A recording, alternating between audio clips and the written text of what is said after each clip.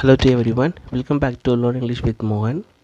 இன்றைக்கி இந்த வீடியோவில் என்ன பார்க்க போகிறோம் அப்படின்னு பார்த்தோம் அப்படின்னா 10 daily usage sentences. So Tamil to English நம்ம டே டு டே லைஃப்பில் யூஸ் பண்ணுற சென்டென்சஸ் தான். ஸோ அதை எப்படி இங்கிலீஷில் பேசலாம் அந்த சென்டென்சஸ்ஸை அப்படின்றத இந்த வீடியோவில் பார்க்க போகிறோம். ஸோ இந்த சேனலுக்கு நீங்கள் புதியவரா, please subscribe this channel and hit the bell button to get more updates.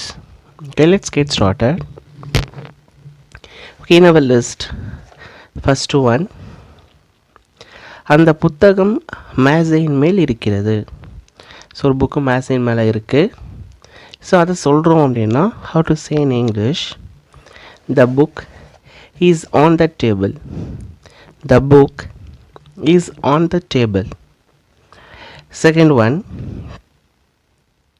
என் சகோதரன் என்னை மே மாதத்தில் சந்திப்பான். ஸோ என்னுடைய பிரதர் என்னை மே மாதத்தில் மீட் பண்ணுவான் அப்படின்றத சொல்கிறோம். ஸோ அப்போ தான் வருவான், அப்போ என்னை மீட் பண்ணுவான் அப்படின்றத சொல்கிறோம். how to say in English, my brother will visit me in May. My brother will visit me in May. Third one, நான் 5 மணி நேரமாக காத்திருந்தேன். ஸோ இந்த இடத்துல நான் 5 மணி நேரமாக காத்திருக்கிறேன் உனக்காக அப்படின்றத சொல்கிறோம். அப்படின்னா எப்படி சொல்லலாம்? I have been waiting for 5 hours. I have been waiting for 5 hours. ஏற்கனவே ஒரு வீடியோ நம்ம பார்த்துருப்போம். சின்ஸையும் ஃபாரையும் நம்ம எந்த சமயங்களில் யூஸ் பண்ணலாம் அப்படின்றத பார்த்துருப்போம். ஸோ அந்த டிஃப்ரென்ஸ் அப்படின்றத இந்த வீடியோவை பார்க்கலாம் நீங்களும். ஸோ ஈஸியாக தெரிஞ்சுக்கலாம். ஸோ அதுதான் இங்கேயும் I have been waiting for 5 hours. Okay, the next one, நான் திங்களன்று உன்னை சந்திக்கிறேன். நான் திங்களன்று உன்னை சந்திக்கிறேன். நான் உன்னை திங்கக்கிழமை சந்திக்கிறேன் அப்படின்றத சொல்கிறோம். அப்படின்னா அப்போ எப்படி சொல்லலாம்? I will meet you on Monday. I will meet you on Monday. இதுவே மந்த்தாக இருந்ததுன்னா வாங்க இன்னன்றதை சொல்லியிருப்போம். டேவாக இருக்குது அப்படின்னு பார்த்தோம் அப்படின்னா on. I will meet you on Monday. Okay, next one, அவள் கடலின் அருகில் குடியிருந்தாள். ஸோ இந்த கடலுக்கு பக்கத்தில் தான் குடியிருந்தாள் அப்படின்றத சொல்கிறோம். அவள் கடலின் அருகில் குடியிருந்தாள். how to say in English, she lived by the sea. she lived by the sea. இங்கே பைன்றது நியர் அப்படின்ற meaning.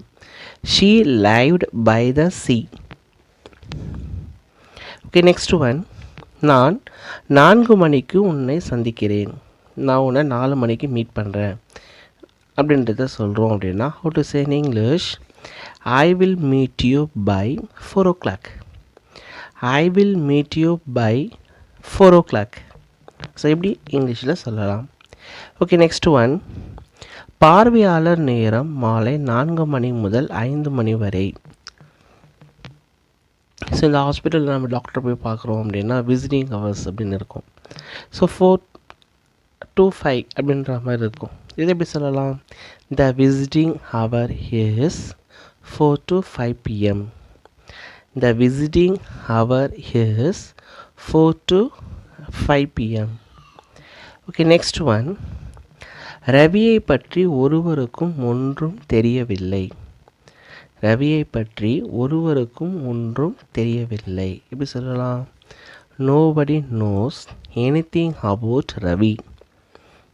Nobody knows anything about Ravi. Okay, the next one, Hari ரயில் பாதையின் வழியாக சென்றான். ஹரி ரயில் பாதையின் வழியாக சென்றான். how to say in English, Hari walked along the railway track. Hari walked along the railway track. Okay, the next one, நான் என் அப்பாவுடன் சென்னைக்கு சென்றேன். நான் என் அப்பாவுடன் சென்னைக்கு சென்றேன். how to say in English, I went to Chennai with my daddy. I went to Chennai with my daddy. I went to Chennai with my daddy. I hope that this video is very useful to you. If you like this video, hit your like button, share and subscribe this channel. So meet you again